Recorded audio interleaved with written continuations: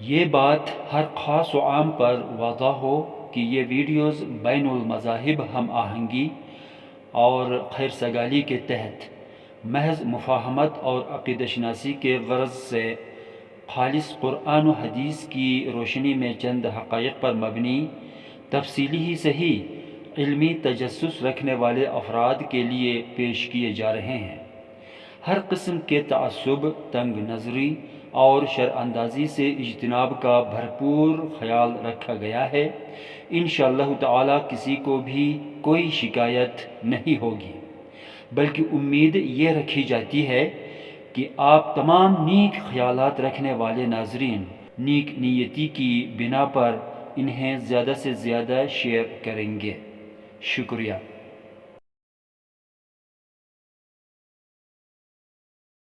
بسم اللہ الرحمن الرحیم۔ ناظرین کرام، السلام علیکم ورحمۃ اللہ وبرکاتہ۔ ناظرین، ان عالی قدر مفتی صاحب کے اس خطاب کو جو کہ اسماعیلی مسلمانوں سے مخاطب ہیں، آپ کی سماعتوں کے نظر کرتا ہوں۔ ان کے اس خطاب کو پہلے سماعت فرمائیے، پھر ان کے پوچھے گئے سوالات کو پیش نظر رکھ کر ڈیٹیل میں بات کرتے ہیں۔ اما ناظرین، آپ سے یہ گزارش ہے کہ فیس بک پیج اور یوٹیوب چینل قرآنی آئینہ پر مکمل ویڈیو موجود ہے اور مزید ویڈیوز بھی وہاں پہ آپ کو ملیں گے۔ چینل لنک ڈسکرپشن میں دیا ہوا ہے، ملاحظہ فرمائیے اور اپنے علم اور معلومات میں اضافہ کیجیے۔ پیج اور چینل قرآنی آئینہ کو ضرور فالو اور سبسکرائب کیجیے تاکہ مزید علمی اور معلوماتی ویڈیوز بھی پہل آپ تک پہنچ سکے۔ اب آئیے ناظرین، یہ ویڈیو ملاحظہ کیجیے۔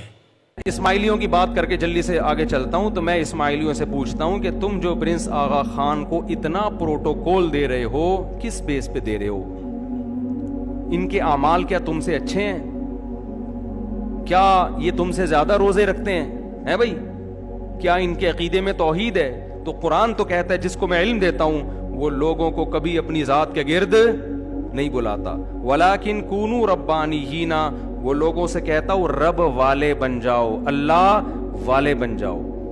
تو جو بھی آپ کو شریعت سے ہٹا کے اپنی طرف لا رہا ہے وہ اللہ کا بندہ نہیں ہو سکتا۔ جی مفتی صاحب، اس مختصر ویڈیو میں آپ نے اسماعیلی مسلمانوں سے ان کے آغا خان صاحب کے لیے پروٹوکول سے متعلق سوال کیا ہے کہ جناب آغا خان صاحب کے لیے اس قدر پروٹوکول یعنی آداب کی بجا آوری اور انہیں اس قدر اہمیت دینا آخر کس بیس پر؟ بس یہ جو بیس ہے نا، یعنی بنیاد، یہ بے انتہا گہری ہے مفتی صاحب۔ لہٰذا آپ کے سوال کے اس حصے کو آج کی اس گفتگو کے آخری حصے پر چھوڑ دیتے ہیں تاکہ ضرورت پڑنے پر نیکسٹ ویڈیو میں بھی بیان کیا جا سکے۔ باقی اس کے علاوہ آپ نے اسماعیلی مسلمانوں کے لیے کچھ نصیحت آمیز گفتگو بھی کی ہے، جیسا کہ ان کے اعمال کیا تم سے اچھے ہیں؟ کیا یہ تم سے زیادہ روزے رکھتے ہیں بھائی؟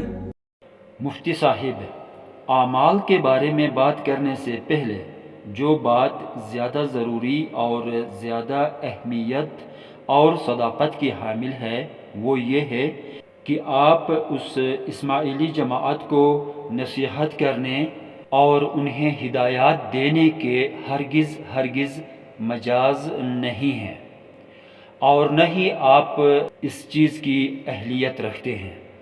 بھلا آپ اہل اور مجاز ہوں گے بھی تو کیسے، حالانکہ آپ ہدایت ساکنہ کے پابند ہیں، جبکہ وہ یعنی آغا خانی مسلمان ہدایت جاریہ کے تابع ہیں، اور ایسے میں آپ کا ان کو نصیحت کرنا اور ہدایات دے دینا ایسا ہے جیسے کہ آپ انہیں پیچھے کی طرف کھینچ رہے ہوں۔ نصیحت بے لقمان آموختن کہا جاتا ہے اسے، اور اس حقیقت کی ایک دلیل نہیں بلکہ کئی دلائل اس گفتگو میں زیر بحث آنے والی ہیں اور آئندہ کے ویڈیوز میں بھی، کہ اسماعیلی مسلمان کیوں کر ہدایت جاریہ کے تابع ہیں۔ ویڈیو ضرور دیکھیے گا۔ یہ ساری گفتگو جو ہو رہی ہے جناب مفتی صاحب کے لیے نہیں، بلکہ ان کی وساطت سے دوسرے علم دوست اور علم حقیقی کے تجسس میں رہنے والے افراد کے لیے ہے۔ اب سب سے پہلے ہم نے جواب دینا ہے اعمال کے بارے میں۔ تو جناب مفتی صاحب، روزے جو آپ رکھتے ہیں، جن پر آپ کو فخر ہے، کیا انہی کو آپ اسلام سمجھتے ہیں؟ نمازیں جو آپ ادا کرتے ہیں، کیا نمازیں پڑھنا ہی کل اسلام ہے؟ زکوٰۃ، حج، جہاد، کیا اسلام انہی کاموں پر ختم ہے اور بس؟ تو آپ دین اسلام کے ساتھ ظلم کر رہے ہیں۔ تو آپ دین اسلام کو ایک ظالمانہ انداز میں، ایک ظالمانہ طریقے سے محدود کر رہے ہیں۔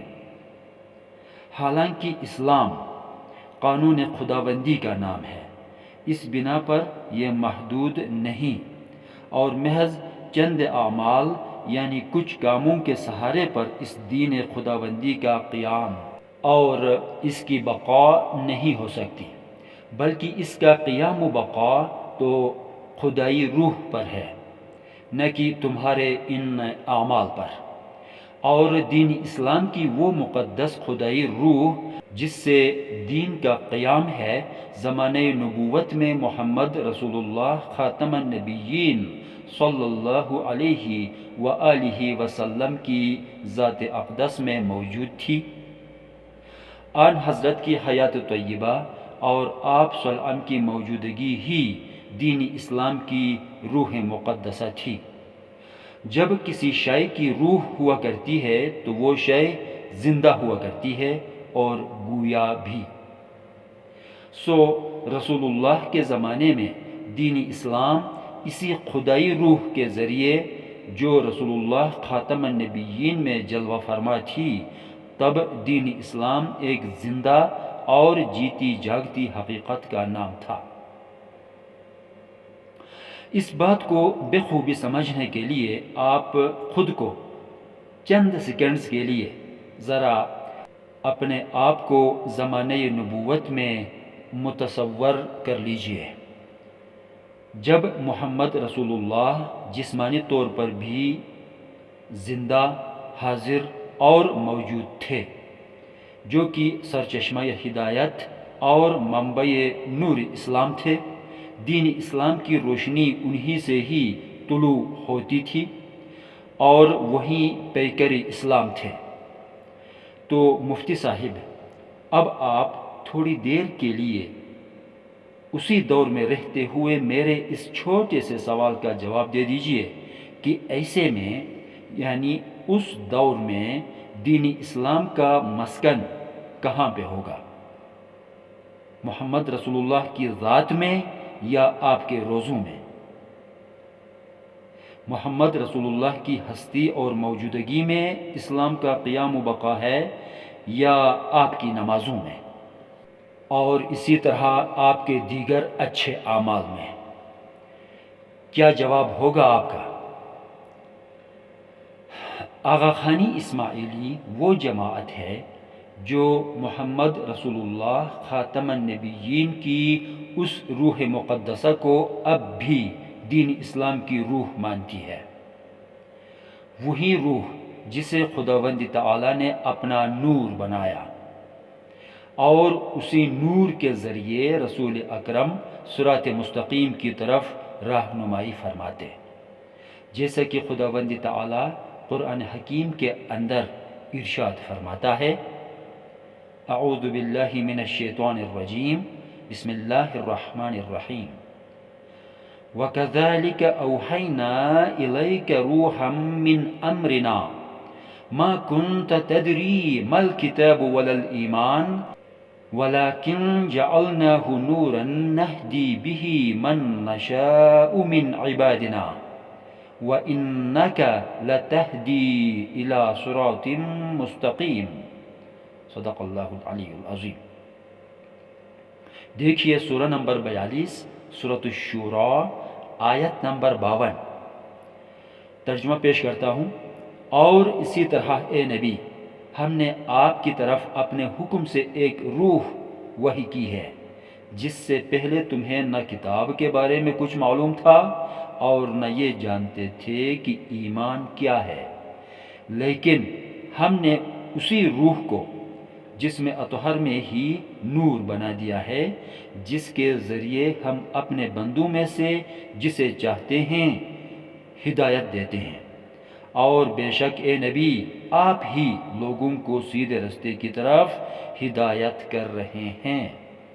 پس وہ لوگ یعنی آغا خانی مسلمان اسی خدائی روح کو جو محمد رسول اللہ خاتم النبیین کی ذات میں موجود تھی، آپ صلی اللہ علیہ وسلم کی طرف وحی کی گئی تھی، آن حضرت کے وصال کے بعد آپ صلی اللہ علیہ وسلم کے خاندان میں یعنی اہل بیت رسول میں جو سرپرست اعلیٰ ہوگا، جو مختار ہوگا بذریعہ نصب، یہی خدائی روح اس منصوص سرپرست اعلیٰ کے اندر امامت کے روپ میں، امامت کی حیثیت سے موجود اور برقرار مانتے ہیں۔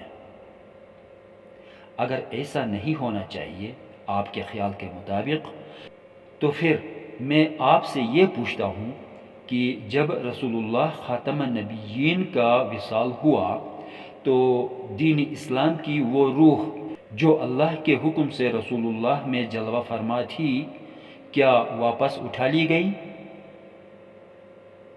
اور دین اسلام نعوذ باللہ بغیر روح کے یعنی مردہ ہو گیا، یا اسلام اب بھی زندہ ہے؟ اگر زندہ ہے تو کس روح کے ذریعے؟ آپ کے روزوں نمازوں کے ذریعے؟ اور وہ روح آج کہاں ہوگی؟ روزوں نمازوں میں؟ اور ویسے بھی کوئی شے اگر زندہ ہے، کسی شے کو اگر زندہ سمجھا اور مانا جاتا ہے تو وہ روح کے ذریعے زندہ کہی جا سکتی ہے، نہ کہ اعمال کے ذریعے۔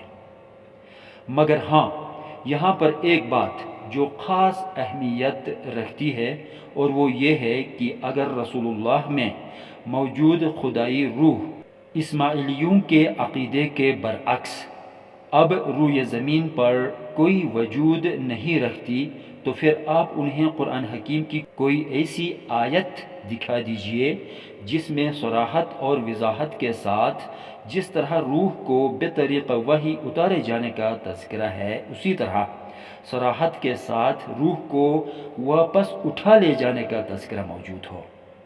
اس کے لیے اگر آپ محمد رسول اللہ کے خاتم النبیین ہونے کو جواز پیش کرتے ہیں اور اسی کو جواز سمجھتے ہیں، تو آپ کو اس پوری گفتگو کو آخر تک بغور سننا ہوگا۔ ہاں البتہ ابھی مختصراً اتنا تو ضرور بتا دوں کہ آغا خانی مسلمان محمد رسول اللہ کے خاتم النبیین ہونے کی روح سے ختم نبوت و رسالت کے باقاعدہ قائل ہیں، اس عقیدے کے معتقد ہیں، اس میں کوئی شک نہیں۔ جی ہاں، ختم نبوت کے قائل ہیں، مگر ختم ہدایت کے منکر ہیں۔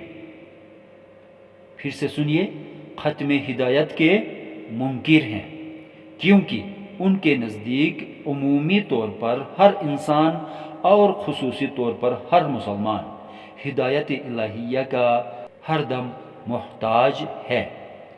بھلا وہ کیسے؟ اس بارے میں تفصیلی بات ابھی آئندہ الفاظ میں ہوگی۔ اب ذرا آگے بڑھتے ہیں۔ بھائی کیا ان کے عقیدے میں توحید ہے بھائی؟ کیا ان کے عقیدے میں توحید ہے؟ اس کے بارے میں مختصراً یہی بات کہی جا سکتی ہے کہ جو مسلمان اسلام کی روح کو پہچانے بغیر فقط اعمال کو ہی اسلام سمجھ بیٹھا ہو، وہ اللہ تعالیٰ کو ایک مانے یا 101، کیا فرق پڑتا ہے؟ تو قرآن تو کہتا ہے جس کو میں علم دیتا ہوں وہ لوگوں کو کبھی اپنی ذات کے گرد نہیں بلاتا۔ یہاں جس علم کا دعویٰ فخریہ انداز میں آپ کر رہے ہیں وہ صاحب علم آپ نہیں ہیں مفتی صاحب۔ حقیقت کی روح سے وہ علم جس کا قرآن میں تذکرہ ہے کسی بھی عالم یا علامہ یا کسی بھی مفتی وغیرہ کے پاس نہیں ہو سکتا، کیونکہ حقیقی علم والا اللہ تعالیٰ کے نزدیک ہر زمانے اور ہر دور میں کوئی ایک ہی ہو سکتا ہے۔ جی ہاں، تعداد میں ایک،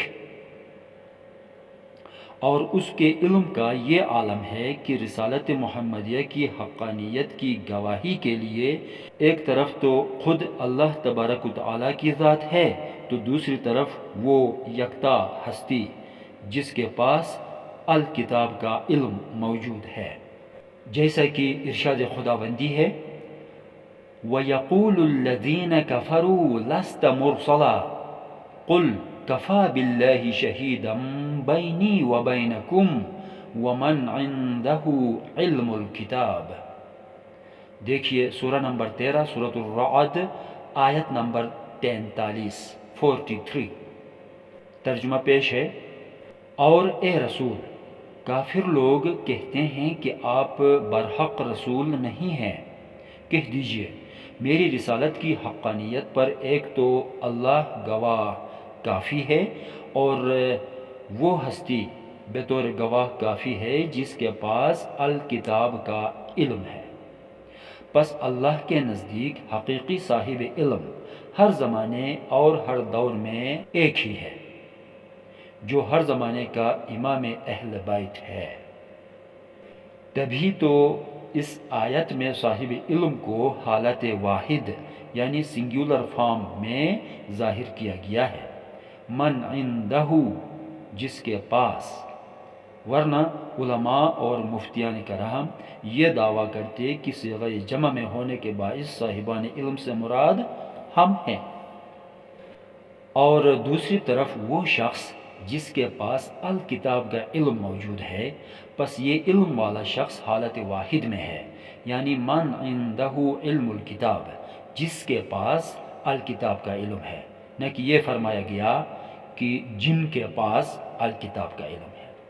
پس معلوم ہوا کہ اس کتاب کا علم رکھنے والا نہ کوئی علامہ ہو سکتا ہے، نہ کوئی عالم، نہ کوئی مفتی، کیونکہ وہ تو تعداد میں ایک نہیں، درجنوں نہیں، سینکڑوں بھی نہیں، بلکہ ہزاروں لاکھوں کی تعداد میں ہیں۔ معلوم ہوا کہ جس علم کا دعویٰ آپ کر رہے ہیں اس حساب سے وہ صاحب علم آپ ہرگز نہیں ہو سکتے۔ آگے بڑھتے ہیں۔ تو قرآن تو کہتا ہے جس کو میں علم دیتا ہوں وہ لوگوں کو کبھی اپنی ذات کے گرد نہیں بلاتا، وہ لوگوں کو کبھی اپنی ذات کے گرد نہیں بلاتا، ولیکن کونوا ربانیین، وہ لوگوں سے کہتا ہوں رب والے بن جاؤ، اللہ والے بن جاؤ۔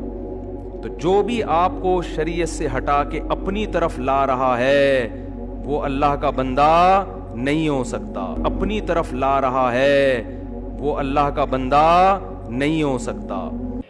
میرے محترم، آپ تو یہ جانتے ہی ہیں کہ اسماعیلی مسلمان محمد رسول اللہ خاتم النبیین کی باطنی اور روحانی و نورانی حیثیت کو امامت کے روپ میں حاضر اور موجود مانتے ہیں، کیونکہ ان کے مطابق انسان کے لیے بالعموم اور مسلمان کے لیے بالخصوص ہدایت الہیہ کی ضرورت تو ہے ہی، لہٰذا ختم نبوت سے مراد ختم ہدایت ہرگز نہیں ہو سکتی، بلکہ ختم نبوت دراصل شریعت محمدی کی تا قیامت زمان و مکان کے تقاضات یعنی فلیکسیبلٹیز کے مراتب و درجات کے ساتھ رہتی دنیا تک بقا اور اس کے نفاذ کا نام ہے، یعنی شریعت محمدی کو منسوخ کر کے ایک نئی شریعت لے کر دوسرا کوئی صاحب شریعت رسول نہیں آئے گا، جس طرح کی حضرت موسیٰ علیہ السلام کی شریعت کے بعد حضرت عیسیٰ علیہ السلام نئی شریعت لے کر تشریف لے آئے تھے، اور حضرت عیسیٰ علیہ السلام کے بعد حضرت محمد مصطفیٰ صلی اللہ علیہ وآلہ وسلم نئی شریعت لے کر تشریف لے آئے۔ مگر آن حضرت صلی اللہ علیہ وسلم کے بعد کوئی صاحب شریعت نہیں آئے گا بلکہ قیامت آئے گی۔ پس اسماعیلی مسلمانوں کے ہاں ختم نبوت ہے مگر ختم ہدایت نہیں۔ یوں محمد رسول اللہ خاتم النبیین کے جانشین ان کے ہاں امام کی صورت میں ہادی بن کر ہر لمحہ موجود ہے۔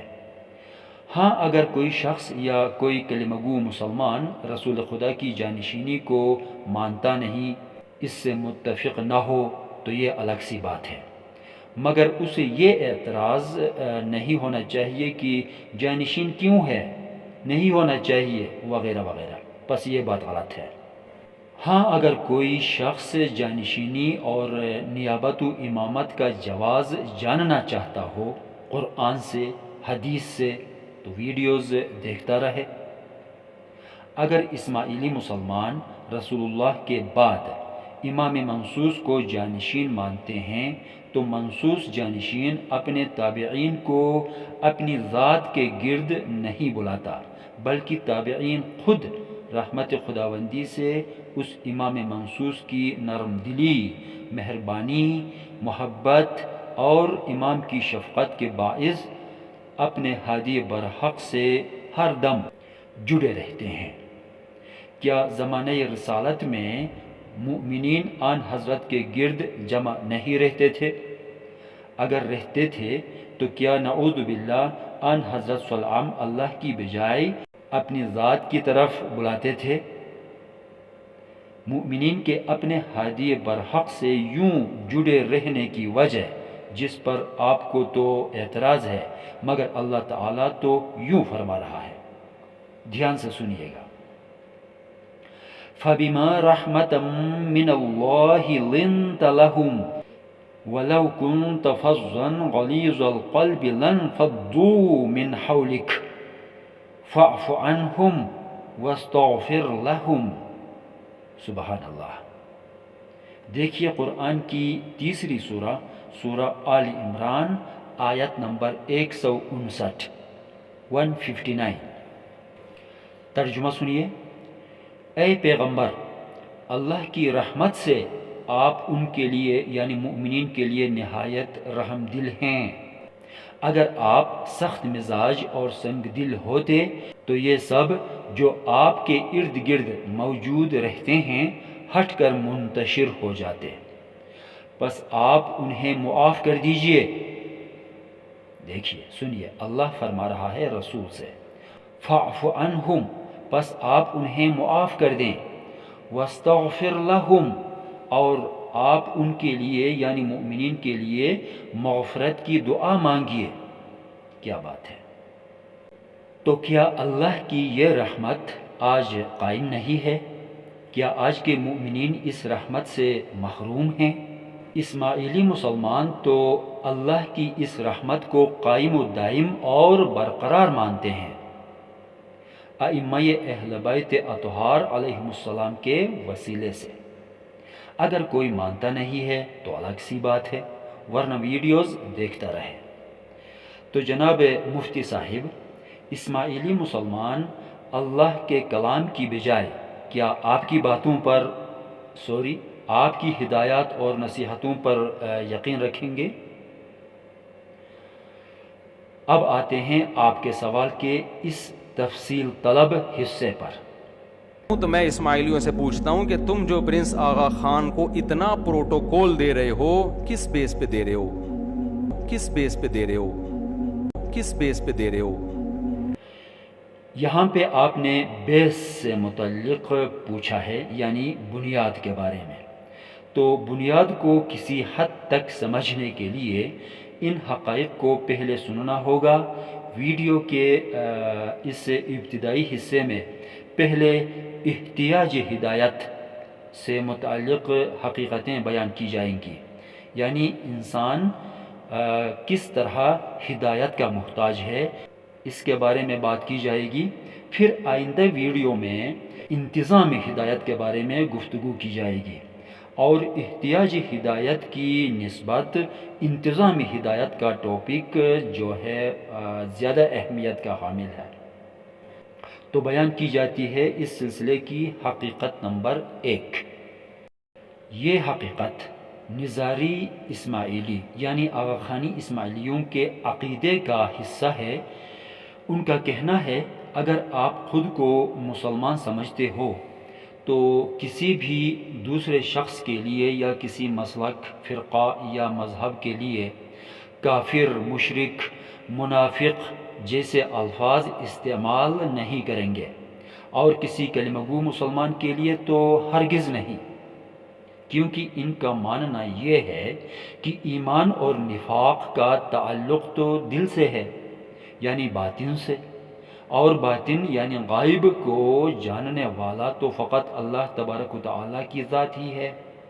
اور اس کے باوجود بھی اگر کوئی کسی کے ایمان پر انگلی اٹھائے تو ایسا شخص خود مشرک بن جاتا ہے، خدائی کا دعویٰ دار بن جاتا ہے، حالانکہ خود اللہ پاک کا ارشاد یہ ہے ان اللہ علیم بذات الصدور، سورہ نمبر 3 سورہ آل عمران آیت نمبر 119، یعنی بے شک اللہ ہی سینوں میں چھپی باتوں کو بھی جاننے والا ہے۔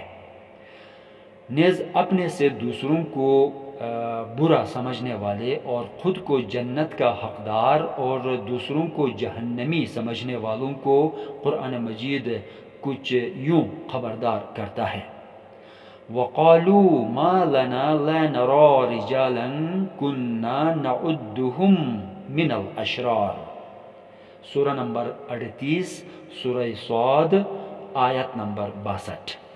اللہ فرماتا ہے اور وہ لوگ دوزخ میں ہی یہ کہہ اٹھیں گے یہ ہمیں کیا ہوا ہے، ہم ان لوگوں کو یہاں دوزخ میں نہیں دیکھ رہے جنہیں ہم دنیا میں برے لوگوں میں شمار کرتے تھے۔ تو لہٰذا کچھ بھی جانے بغیر دوسروں کو برا بھلا کہنا جو ہے کوئی عقل مندی نہیں بلکہ نری جہالت ہے۔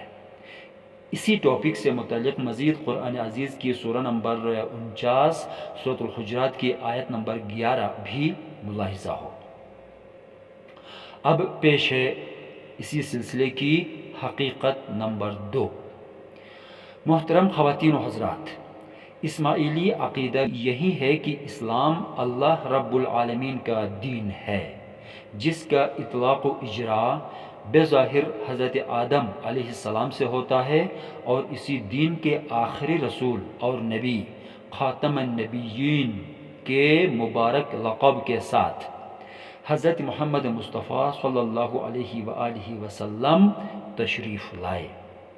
آپ کے بعد کوئی رسول نہیں، کوئی نبی نہیں، یعنی اور کوئی دوسری نئی شریعت نہیں آئے گی، بلکہ یہی شریعت اپنے اندر وقت اور حالات کے نت نئے تقاضات کے مطابق وسعت اور گنجائش کے ساتھ تا قیامت جاری و ساری ہے۔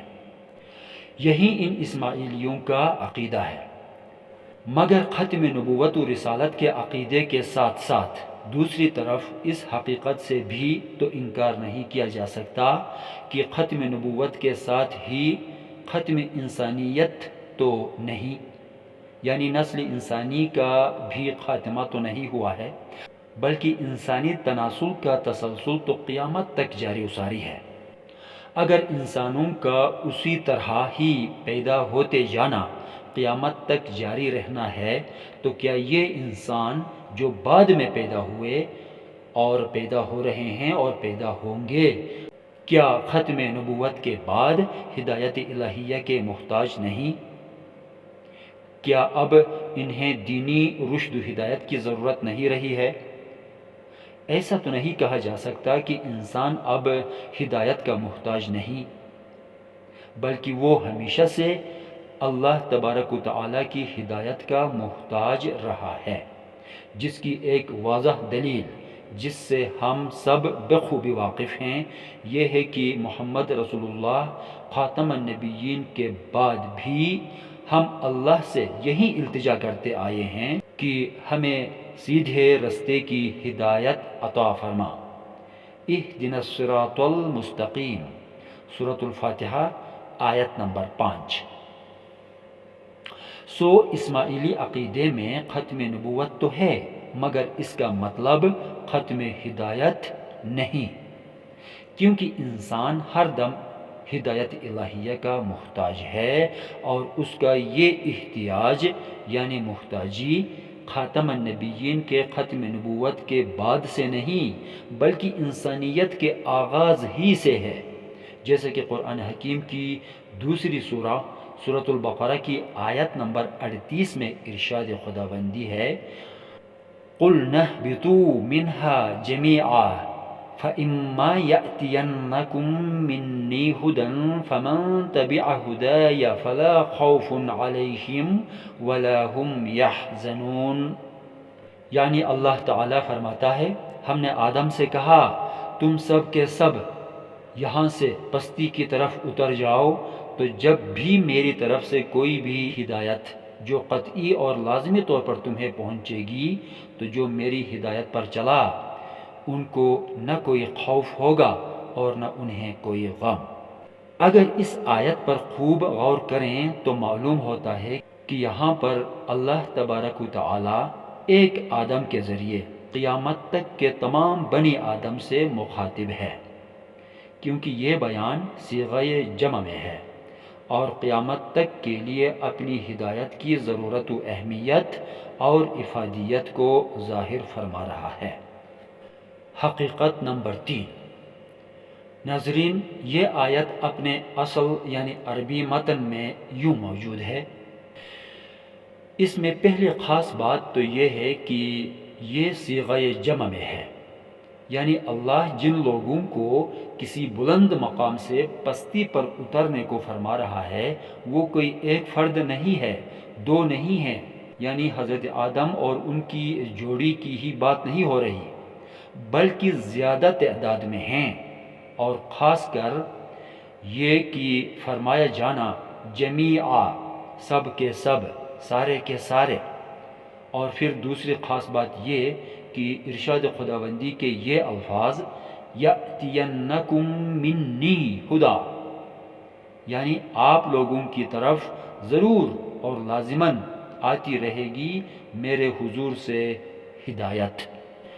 یہاں یہ بات غور طلب اور دلچسپ ہے کہ یہاں میں اپنی طرف سے ضرور، لازماً، قطعاً وغیرہ الفاظ سے ترجمہ نہیں کر رہا، بلکہ اس لفظ یأتینکم میں جو شد والا نون آیا ہے جسے نون تاکید ثقیلہ کہا جاتا ہے، عربی صرف و نحو یعنی گرامر کے مطابق اس نون تاکید ثقیلہ کے داخل ہونے سے اس فعل میں زور، تاکید اور شدت پیدا ہوتی ہے، یعنی گمان اور خام خیالی کو دور کر کے یقینی بات کہنے کے لیے فعل میں اس نون مشدد یعنی نون تاکید ثقیلہ کا استعمال کیا جاتا ہے، جس میں ایک طرح سے وعدے کے مفہوم پائے جاتے ہیں، اور وہ بھی یہاں پہ اللہ کا وعدہ کہ آپ لوگوں کی طرف میری ہدایت لازماً آتی رہے گی۔ اور تیسری خاص بات یہ ہے کہ اس آیت میں خدائی ہدایت کے تسلسل کا بھی بیان موجود ہے، کیونکہ یہ فعل یأتینکم جو ہے فعل مضارع کا صیغہ ہے، جس میں صرف زمانہ حال یعنی پریزنٹ ٹینس کے معنی ہی پائے نہیں جاتے، بلکہ مستقبل کے معنی و مفہوم بھی پائے جاتے ہیں۔ پس اللہ کے حضور سے یقینی ہدایت کا آنا صرف زمانہ حال یعنی زمانہ آدم تک نہیں، بلکہ زمانہ مستقبل میں بھی ہے، جو قیامت تک جاری رہے گی، یعنی جب تک نسل آدم زندہ ہے۔ مگر یہ بات ایک بار پھر سے واضح رہے کہ ختم نبوت سے مراد ختم ہدایت نہیں، ختم نبوت کا عقیدہ حق ہے اور برقرار ہے۔ حقیقت نمبر 4۔ اللہ تبارک و تعالی اپنے کلام مقدس قرآن حکیم کے اندر اپنے محبوب رسول اور خاتم النبیین کی حیثیت کے بارے میں یوں ارشاد فرماتا ہے، لقد كان لكم في رسول الله اسوة حسنہ، سورہ نمبر 33 سورۃ الاحزاب آیت نمبر 21۔ یقیناً تمہارے لیے اللہ کے رسول میں ایک اچھا نمونہ موجود ہے۔ اور اسی طرح سورہ نمبر 59 سورۃ الحشر کی 7ویں آیت میں ارشاد ہے، وَمَا آتَاكُمُ الرَّسُولُ فَخُذُوهُ وَمَا نَهَاكُمْ عَنْهُ فَانْتَهُوا، اور جو کچھ رسول تمہیں عنایت کر دیں لے لیں، اور جس سے تمہیں منع کریں اس سے باز رہیں۔ آگے ارشاد ہے، وَاتَّقُوا اللَّهَ إِنَّ اللَّهَ شَدِيدُ الْعِقَابِ، اور اللہ سے ڈرو، بے شک اللہ سخت سزا دینے والا ہے۔ سورۃ الحشر سورہ نمبر 59 آیت نمبر 7۔ اور اس قسم کی دوسری بے شمار آیات کہ جن پر غور کرنے سے محمد رسول اللہ خاتم النبیین کی حیات طیبہ، آپ کی احادیث اور آپ کی سنت کے بارے میں بہت کچھ علم حاصل کرنے، کچھ سیکھنے اور سمجھنے کا تجسس پیدا ہوتا ہے، تاکہ ہمیں اچھی طرح پتہ تو ہو کہ رسول اللہ کا کیا امر ہے اور کیا نہیں۔ تو ہمیں اس کے لیے چاروں ناچار احادیث کی کتب کی طرف رجوع کرنا پڑتا ہے، اور کتابوں کے سوا اور کوئی چارہ تو ہے نہیں۔ ہم کہاں سے لائیں رسول اللہ کی حیثیت کو، آپ صلی اللہ علیہ وسلم کی زندگی کو، اور نہ ہی ہم زمانی لحاظ سے اس دور میں جھانک سکتے ہیں۔ اور جب ہم احادیث کی کتابوں کو چھانٹتے ہیں تو مجھ جیسے ایک عام مسلمان کے لیے احادیث کو سمجھنا، ان کی حقیقت، سچائی اور درستی پر اعتبار کرنا، یعنی ہر اس حدیث کو معتبر سمجھنا گویا کسی خاردار گھنے جنگل میں سے گزرنا، کیونکہ احادیث مبارکہ کی سب سے مستند اور معتبر کتاب صحیح بخاری، جو کہ مسلمانوں کے ہاں قرآن حکیم کے بعد اعتبار کے لحاظ سے 1 نمبر پر ہے، مگر اس کی تدوین 232 ہجری کو، یعنی رسول اللہ کی وصال سے لگ بھگ 220 سال بعد ہوئی۔ اگرچہ مسلمان ہونے کے ناطے ہمارا پختہ اعتبار اور ایمان ہے کہ اس کتاب میں ارشادات نبوی کے طور پر جتنی بھی احادیث موجود ہیں وہ سب واقعاً رسول اللہ کے فرمودات ہی ہیں، تاہم 2 صدیوں سے بھی زیادہ کا عرصہ، 220 سال کوئی چھوٹا دورانیہ تو نہیں ہوتا، جیسا کہ یہ 2026 کا سال ہے۔ آپ ذرا 220 سال پیچھے ماضی میں جائیں، یعنی 1806 عیسوی میں ذرا جھانکنے کی کوشش کریں اور بتائیں کہ وہ دور آپ کے کون سے دادا کا دور تھا۔ یہ قریباً 5ویں پشت کے ماضی کا زمانہ بنتا ہے۔ پھر بھی اس دور میں رسول اکرم خاتم النبیین کی احادیث کی ضرورت کو محسوس کیا گیا، اور کتنی محنت اور کتنی سعی و کوشش کی ہوگی کہ کوئی من گھڑت بات حدیث کے طور پر شامل نہ ہو۔ معتبر اور بہتر قوت حافظہ والے افراد سے اور ان کے آباء سے، پھر ان کے اجداد سے، پھر ان کے آباء و اجداد سے، یہاں تک کہ صحابہ کرام تک پہنچ کر روایات درج کی۔ حقیقت نمبر 5، اگرچہ احادیث کی سب سے مستند اور معتبر کتاب صحیح بخاری ہر لحاظ سے احتیاط کے ساتھ لکھی گئی ہے، لیکن پھر بھی زمانہ نبوت کے بعد پیدا ہونے والے مسلمانوں کے لیے یہ کتاب بعینہ ہی محمد رسول اللہ یا آپ کے کسی زندہ جانشین کی طرح ہی تو نہیں ہو سکتی۔ یہ میں اپنی طرف سے نہیں کہہ رہا، خود قرآن کی تعلیمات اسی طرح ہے۔ دیکھیے سورہ نمبر 62 سورۃ الجمعہ آیات نمبر 2، 3 اور 4، غور سے سنیے گا۔ هو الذی بعث فی الامیین رسولا منہم یتلو علیہم آیاتہ ویزکیہم وَيُعَلِّمُهُمُ الْكِتَابَ وَالْحِكْمَةَ وَإِن كَانُوا مِن قَبْلُ لَفِي ضَلَالٍ مُبِينٍ۔ یعنی وہ وہی اللہ ہے جس نے ان پڑھ لوگوں میں انہی میں سے ہی ایک رسول بھیجا، وہ ان کے لیے اس کی آیتیں پڑھتا ہے اور وہ یعنی رسول ان کا تزکیہ فرماتا ہے، یعنی انہیں باطنی اور دینی و روحانی طور پر پاک صاف کر دیتا ہے، اور انہیں کتاب یعنی تنزیل بھی سکھاتا ہے، اور حکمت یعنی قرآن کا باطنی علم بھی سکھاتا ہے، جبکہ وہ لوگ اس سے پہلے کھلی گمراہی میں پڑے ہوئے تھے۔ اب آیت نمبر 3 خوب غور کرنا۔ اللہ فرماتا ہے وَآخَرِينَ مِنْهُمْ لَمَّا يَلْحَقُوا بِهِمْ، اور ان دوسرے لوگوں کو بھی تعلیم دیتا ہے جو ابھی ان سے ملحق نہیں ملے ہیں، یعنی زمانے کے لحاظ سے جو لوگ اس وقت پیدا نہیں ہوئے بلکہ مستقبل میں پیدا ہونے والے ہیں، مثال کے طور پر میں، آپ سب اور قیامت تک پیدا ہونے والے مومنین، ان سب کے لیے وہی معلم بن کر اللہ کی آیتیں پڑھ کر سناتا ہے، تزکیہ فرماتا ہے اور کتاب و حکمت کی تعلیم دیتا ہے۔ بھلا یہ کیسے ممکن ہے حالانکہ رسول اللہ نے خاتم النبیین ہونے کے باعث نبوت کے سلسلے کو تو سیل کر گئے ہیں؟ اگر ختم نبوت کے بعد انسان کے لیے ہدایت الہیہ کا دروازہ بند ہوا ہوتا تو اللہ تبارک و تعالی مستقبل میں پیدا ہونے والوں کا تذکرہ ہی نہ کرتا۔ اب سوچنے والی بات تو یہ ہے کہ اس آیت کے مطابق محمد رسول اللہ خاتم النبیین ہونے کے باوجود اگر اب بھی اور قیامت تک ہماری رہنمائی کرتے ہیں، ہمارا تزکیہ فرماتے ہیں اور ہمیں کتاب و حکمت کی تعلیم دیتے ہیں، تو کس حیثیت میں، کس صورت میں، کس حالت میں؟ کیا احادیث کی کتب کی حیثیت میں،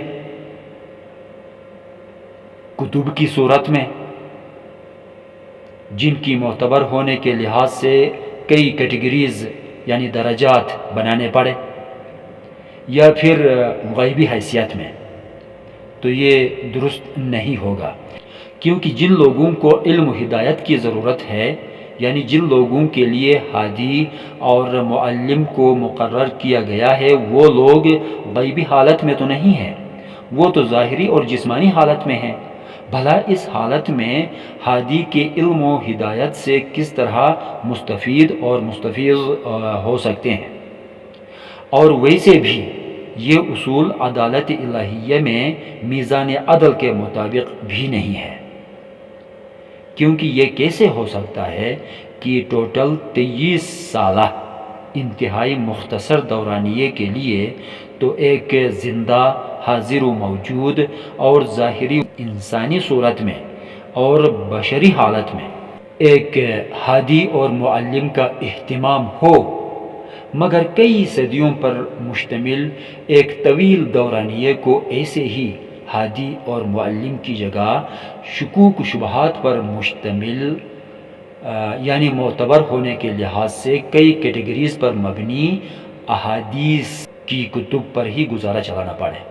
ایسا عدل خداوند تعالی کے حضور میں ہرگز نہیں ہے، بلکہ اللہ تبارک و تعالی کا تو فرمانا یوں ہے انما انت منذر ولکل قوم ہاد، سورہ نمبر 13 سورۃ الرعد آیت نمبر 7 فرماتا ہے اے نبی یقیناً آپ محض ایک ڈرانے والے ہیں اور ہر قوم کے لیے ایک ہادی مقرر ہے۔ یعنی مطلب یہ ہوا کہ اگر ہر قوم کے لیے ایک ہادی مقرر ہے تو پھر ہر قوم ہدایت کی محتاج ہے، اسے ہدایت کی ضرورت ہے۔ کیا ہم اس وقت ایک قوم نہیں؟ نیز قرآن عزیز کا ایک اور مقام فرمایا جا رہا ہے وَإِن مِّنْ أُمَّةٍ إِلَّا خَلَا فِيهَا نَذِيرٌ، دیکھیے سورہ نمبر 35 سورۃ الفاطر آیت نمبر 24۔ اور کوئی امت ایسی نہیں جس میں کوئی خبردار کرنے والا، ڈرانے والا نہ گزرا ہو۔ یہ اللہ کا فرمانا ہے۔ تو کیا ہم اس وقت امت نہیں؟ کیا ہم اس وقت ایک قوم نہیں؟ کہاں ہے ہمارا منذر اور کہاں ہے ہمارا نذیر؟ کہاں ہے ہمارا ہادی اور کہاں ہے ہمارا معلم؟ کیا خود رسول اللہ خاتم النبیین نے اپنی ایک حدیث شریف میں یہ فرمایا نہیں تھا؟ انما انا بعثت معلما۔ یہ حدیث سنن ابن ماجہ کے اندر حدیث نمبر 229 نمبر پر درج ہے۔ اس حدیث میں آن حضرت صلی اللہ علیہ وسلم فرماتے ہیں، یقیناً میں بحیثیت معلم بھیجا گیا ہوں۔ تو آج کہاں ہے معلم؟ کتب کی صورت میں یا غیب کی حالت میں، یا پھر سرے سے ہے ہی نہیں؟ یہ تو ہو ہی نہیں سکتا۔ سورۃ الجمعہ کی اس آیت نمبر 3 کے آخر میں ہی اللہ تعالیٰ کا یہ بھی ارشاد موجود ہے، وَهُوَ الْعَزِيزُ الْحَكِيمُ، اور وہ اللہ بڑا زبردست یعنی سب پر غالب آنے والا اور بڑی حکمت والا ہے۔ مطلب یہ ہوا کہ خاتم النبیین کے ختم نبوت کے بعد بھی ہدایت کا ایک بشری سلسلہ قیامت تک پیدا ہونے والوں کے لیے جاری رکھ سکتا ہے، کیونکہ وہ سب پر غالب آنے والا اور حکمت والا ہے۔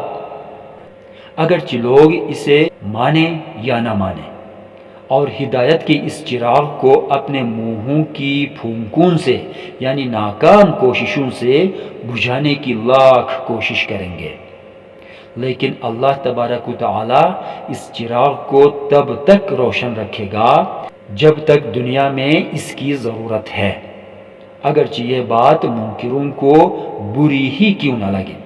دیکھیے قرآن سورہ نمبر 9 سورۃ التوبہ آیت نمبر 32، اور اسی طرح سورہ نمبر 61 سورۃ الصف آیت نمبر 8۔ اللہ ایسا کیسے کر سکتا ہے؟ پس اگر وہ عزیز الحکیم ہے تو اس بنا پر وہ ایسا کر سکتا ہے، اپنے نور کو قیامت تک جاری رکھ سکتا ہے۔ اور سورۃ الجمعہ ہی کی آیت نمبر 4 میں خداوند تعالی رسول اللہ کو مستقبل میں آنے والوں کے لیے بھی ہادی اور معلم ہونے کی اس حیثیت اور ماہیت کو اپنا فضل عظیم قرار دیتے ہوئے فرماتا ہے، ذَلِكَ فَضْلُ اللَّهِ يُؤْتِيهِ مَن يَشَاءُ وَاللَّهُ ذُو الْفَضْلِ الْعَظِيمِ، یعنی یہی تو فضل ہے اللہ کا، وہ جسے چاہتا ہے اسی کو عنایت کرتا ہے، اور اللہ تو بہت بڑے فضل کا مالک ہے۔ سورہ نمبر 62 سورۃ الجمعہ آیت نمبر 4۔ تو ناظرین و سامعین، یہ کیسے ہو سکتا ہے کہ اللہ تبارک و تعالی سلسلہ نبوت کو سیل کرنے کے ساتھ ساتھ آنے والے وقت میں قیامت تک پیدا ہونے والے مسلمانوں کے لیے ذریعہ ہدایت کو بھی معطل کر دے؟ اور یہ کیسے ہو سکتا ہے کہ در ہدایت کو مقفل کر کے پھر یہ فرمائے کہ میں بہت بڑا زبردست ہوں، سب پر غالب آنے والا ہوں، بڑی حکمت والا ہوں، یہی میرا فضل ہے، جسے میں چاہتا ہوں اپنا فضل دے دیتا ہوں، میں فضل عظیم کا مالک ہوں، وغیرہ وغیرہ؟ تو کیا یہ خداوند متعال کا شایع نشان ہے؟ کسی غیبی اور غیر مرئی ہادی، ہڈن اور انویزیبل اسپریچول گائیڈ کو مقرر کرتے ہوئے یہ فرما دے تو کیا مناسب ہوگا؟ پس میں قربان جاؤں لاکھوں مرتبہ ان مسلمانوں سے جنہیں یہ فضل خداوندی حاصل ہے اور اللہ تبارک و تعالیٰ کے اس فضل عظیم سے مستفیض ہو رہے ہیں۔ ناظرین و سامعین، یہ ویڈیو کافی طویل ہوتا جا رہا ہے، لہٰذا حقائق کے سلسلے کو جاری رکھتے ہوئے حقیقت نمبر 6 اور بقیہ حقائق کو اگلے حصے میں پیش کیا جائے گا۔ انشاءاللہ تعالی۔ ہر ممکن کوشش تو یہی کی گئی ہے کہ کسی بھی مذہب یا مسلک کو کوئی ٹھیس نہ پہنچائی جائے، مگر پھر بھی آخر میں دل سے معذرت خواہ ہوں۔ اس چینل اور پیج کو سبسکرائب اور فالو کر کے ہمارے ساتھ ہی رہیے گا۔ والسلام علیکم ورحمۃ اللہ وبرکاتہ۔